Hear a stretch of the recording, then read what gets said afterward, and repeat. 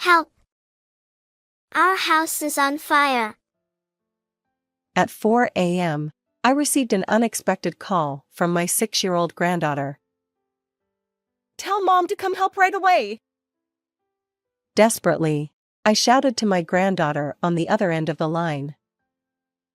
Mom won't wake up since Dad hit her. I was shocked by the words that came out of her mouth and immediately rushed to the scene. What I saw there was an unbelievable sight. Oh no!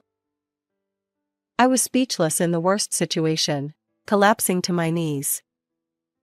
Simultaneously, an uncontrollable anger toward my son-in-law surged within me. My daughter Nova has always been timid and shy since she was little. She would often hide behind my husband and me. Seeing Nova walk down the aisle with her father during her wedding was a deeply emotional moment. Nova chose a partner who was 4 years her senior, a colleague from the same company named Aiden. In contrast to Nova, Aiden is decisive and takes the lead. This all happened when he came to our house to ask for our permission to marry Nova. Nice to meet you. I've been dating Nova. I promised to make her happy, so would you allow us to get married? Though he seemed a bit nervous, my husband and I were impressed by his clear declaration, and we decided to approve the marriage. I never imagined that the introverted Nova would introduce a man to us. Despite feeling a bit lonely, what mattered most was that Nova had chosen her partner herself, and that made me happy. You found a wonderful person. Yes, thank you. From now on, I'll do my best to support him too. I was amazed by Nova's strong determination and her positive change in attitude. Due to Aiden's strong desire, Nova quit her job after marriage and became a full-time homemaker. The two of them purchased a second-hand house and began their newlywed life. Aiden suggested that my mom and dad join us for a meal at our place. How about this Sunday? Is that okay? Isn't he tired from work? It's fine. We're family, so please don't worry about it. As Nova and Aiden's generosity allowed us to share more meals together, I couldn't help but notice Aiden's unwavering support for Nova. This became evident when Nova accidentally messed up the dish she was planning to serve that day. Why would you make such a simple mistake? Anyone could do it if they followed the recipe. Can't you even understand what's written? I'm sorry. Aiden's raised voice left Nova looking deeply saddened and dejected. What's wrong? Are you okay? Oh, sorry. It seems Nova made a blunder.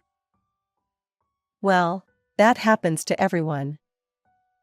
I'll help Nova, so Aiden, you can keep my husband company. But that would be inconvenient. My husband gestured to Aiden to join him, and they smoothed things over by sharing a drink. Nova apologized to me, and I encouraged her, assuring her that mistakes happen and that practice would reduce failures. Seeing Nova's distress firsthand was heartbreaking as a parent. I wondered if I had taught her more, perhaps neither of us would feel this sadness. Several months later, Nova joyfully announced that she was expecting a baby.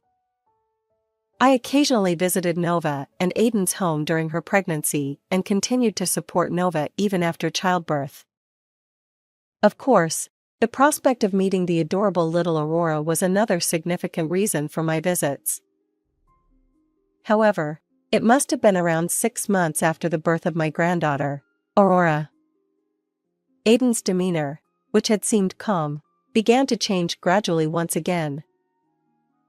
Make Aurora stop crying right now. Being unable to do even that makes you unfit as a mother. Frustrated by the fussy child, Aiden raised his voice in a way I hadn't heard before, berating Nova. But this only made the baby cry even more. I tried to maintain a gentle tone as I leaned toward Aiden. Aiden, please calm down. Aurora must be startled too. After coming home from work, dealing with a crying child constantly can be exhausting. However, Aiden interrupted me mid-sentence, speaking harshly even to me. Then he stormed out of the room. Nova apologized, her face filled with sadness. What's wrong? Is it always like this? Recently, he seems tired. Nova replied. Perhaps Aiden frequently scolded Nova in their daily life.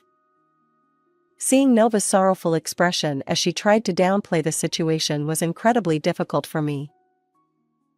Since then, I haven't seen Aiden at Nova's house. Maybe I interfered too much. Filled with anxiety, I worried about Nova's waning spirits. What's going on?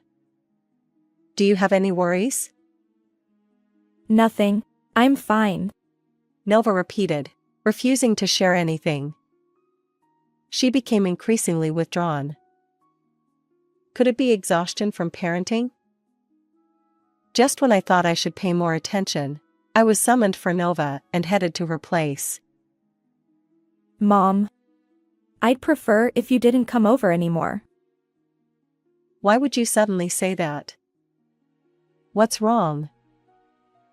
Nova's words shocked me.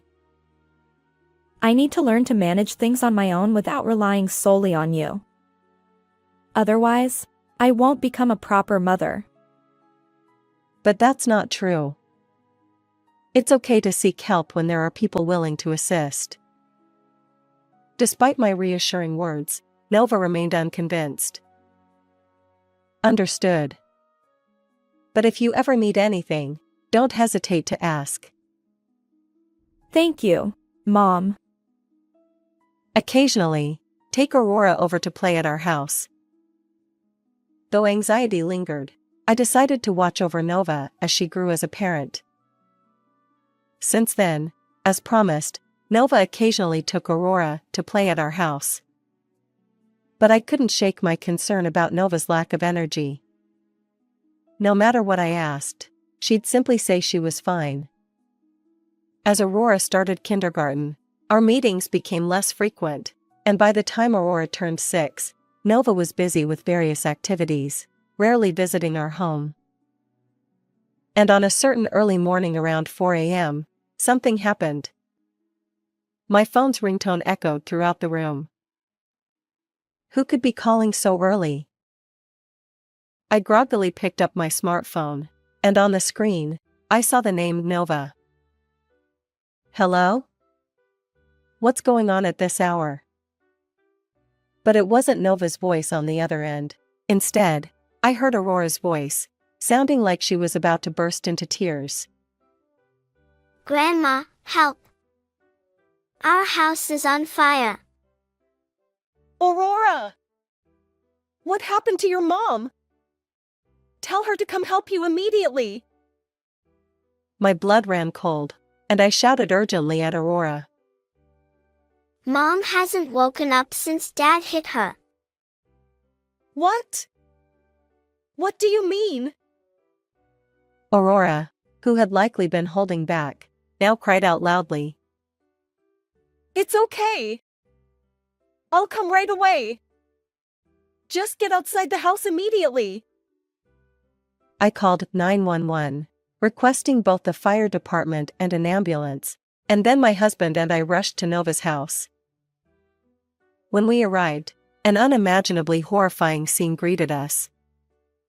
The fire had spread worse than I had imagined, leaving me speechless and stunned. As firefighters worked diligently to extinguish the flames, I stood there helplessly, my knees giving way from shock. Eventually, Nova was carried out on a stretcher from inside. Nova! Nova! Behind her, I saw Aurora being carried by the paramedics. Grandma, Aurora noticed me and immediately ran over, hugging me tightly. I was so scared. Yes, but I'm relieved you're safe. I held Aurora close. Soon, I rode in the ambulance alongside Nova and Aurora. Fortunately, Aurora had only suffered minor burns on her hands due to evacuating outside the house. Nova, on the other hand, remained unconscious and was taken to the intensive care unit. The doctor's grave expression as they told me to be prepared left me deeply unsettled. However, I resolved not to worry Aurora and put on a brave face, trying to stay composed. I continued calling Nova's husband, Aiden, to inform him of the situation, but the ringing went unanswered, and I couldn't connect. Where is Aiden? What is he doing? Deciding to wait a bit before calling again, I first decided to hear Aurora's account of what happened. Can you tell me what happened between Mom and Dad? Yes. I woke up to Mom's voice saying, "Stop," and Dad's loud voice.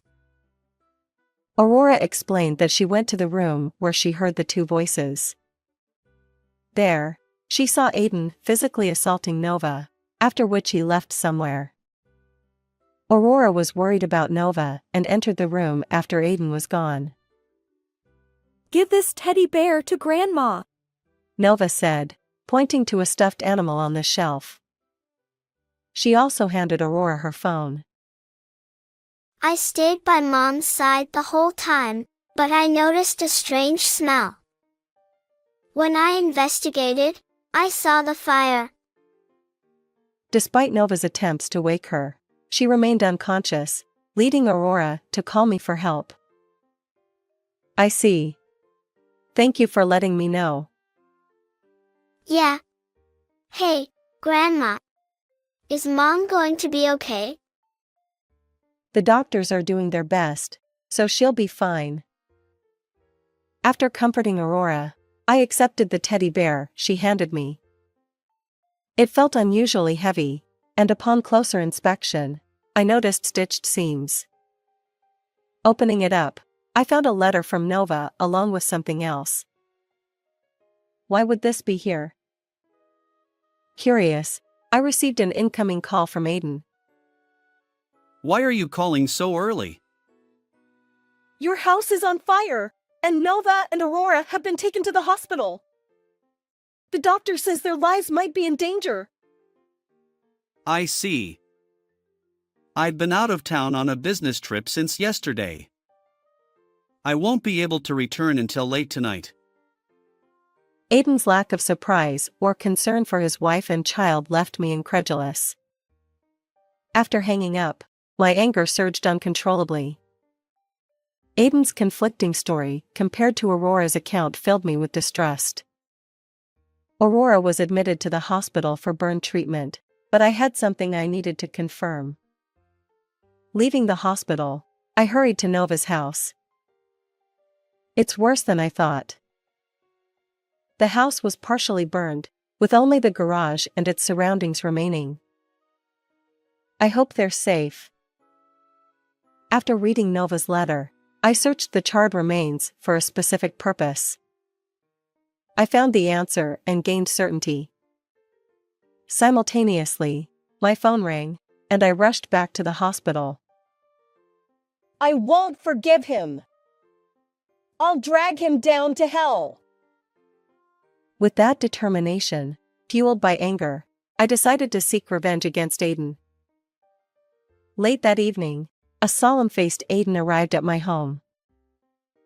Actually, I had contacted him, saying, Nova has passed away, and I'd like to discuss what comes next. Aiden asked. Where is Nova? I replied, she's not here. Aurora is in the hospital for burn treatment. Aiden simply nodded without changing his expression, leaving me unable to discern his thoughts. We've handled the arrangements from here. I apologize for making decisions without consulting you, I said. Aiden responded. No, it ended up being a situation where I'm entrusting everything to you. Thank you. Perhaps he also felt a bit sorry. Aiden apologized. Given the suddenness of it all, I can't wrap my head around my feelings. I want to leave the funeral and all subsequent procedures in your hands. I challenged him. Isn't that the wrong approach? Aiden explained. If I don't keep busy with work to distract myself, the shock would be too much to bear. He remained bowed as he stood up and walked toward the entrance. We won't let it end here, I declared.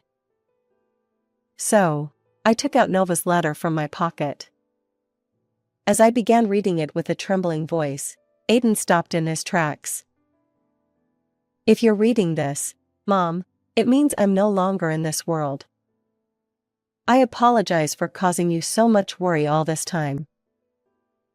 Wait, is that a farewell letter? Does it mean Nova took her own life? Nova wasn't that fragile. Just listen to the whole thing. Despite Aiden's discontent, I ignored it and continued reading Nova's words. It's all Aiden's fault. What? But how can this be my fault? Nova tried to frame me like this in her final moments. Aiden went from vehement denial to sniffling and feigning tears.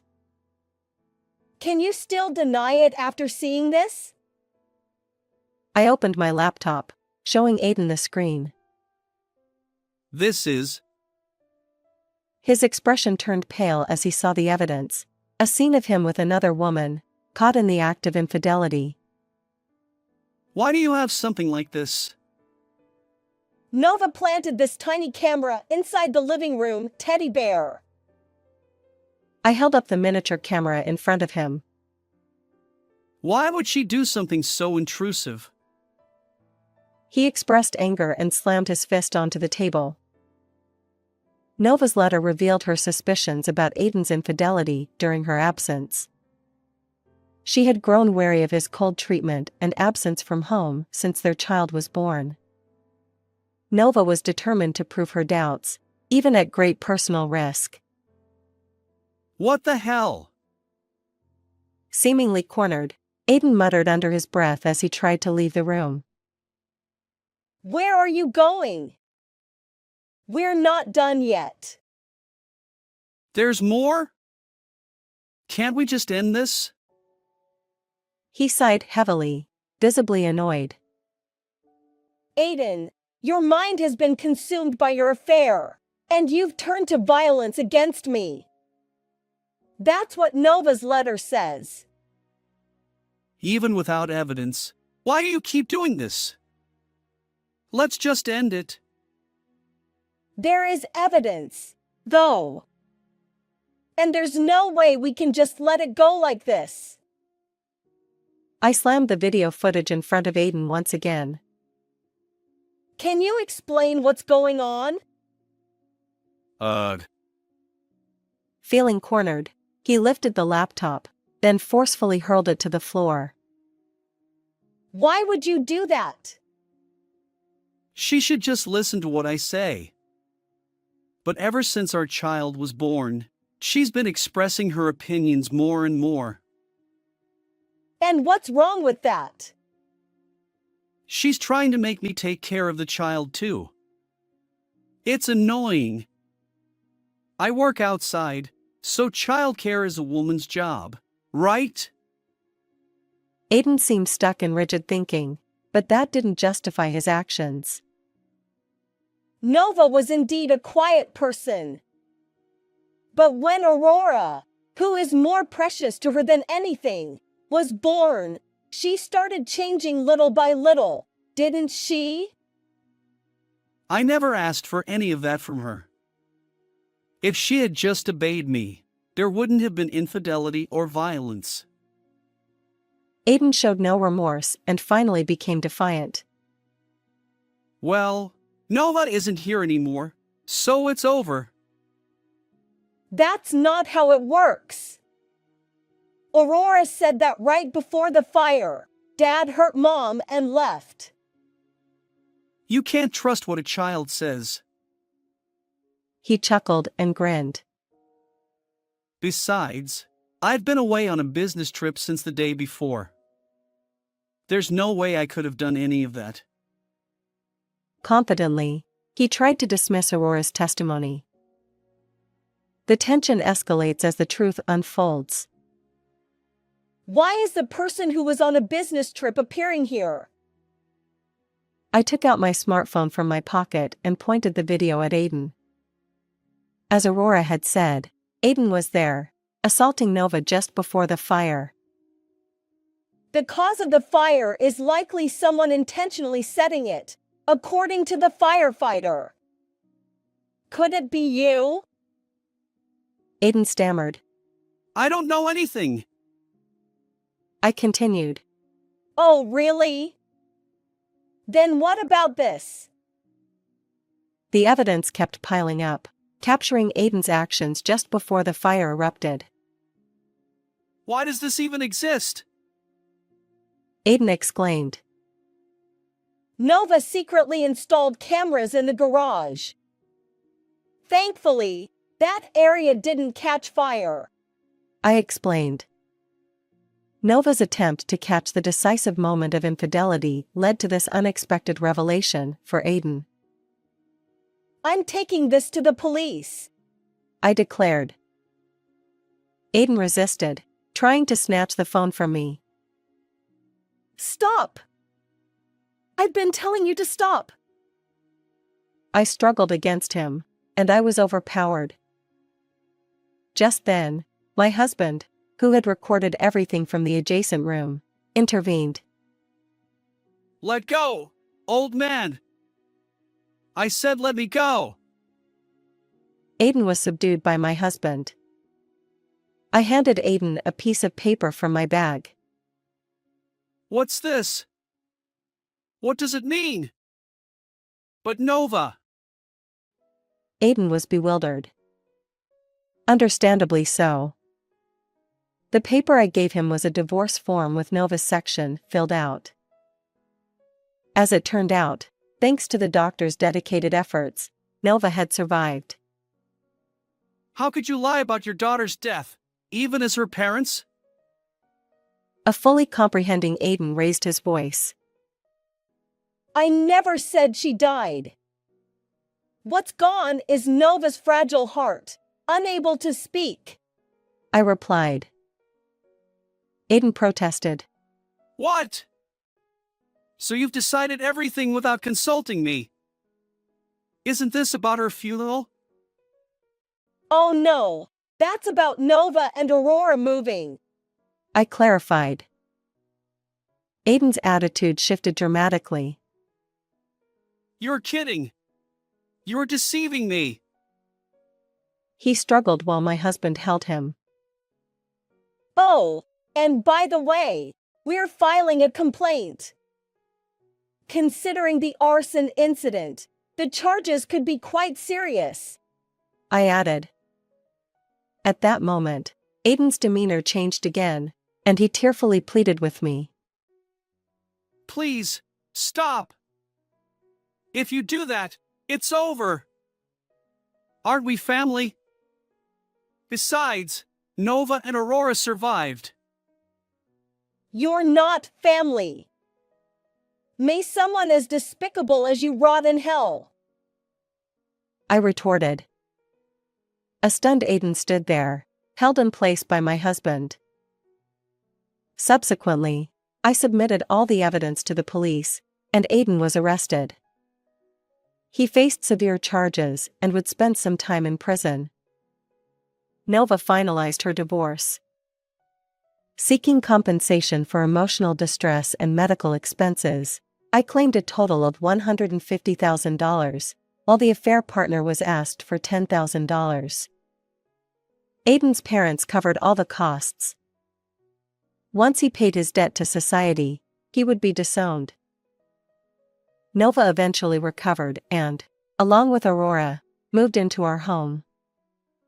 As they slowly regained their strength, I watched over them, hoping for their happiness. How did you like this story? Don't forget to subscribe to the channel. Until next time.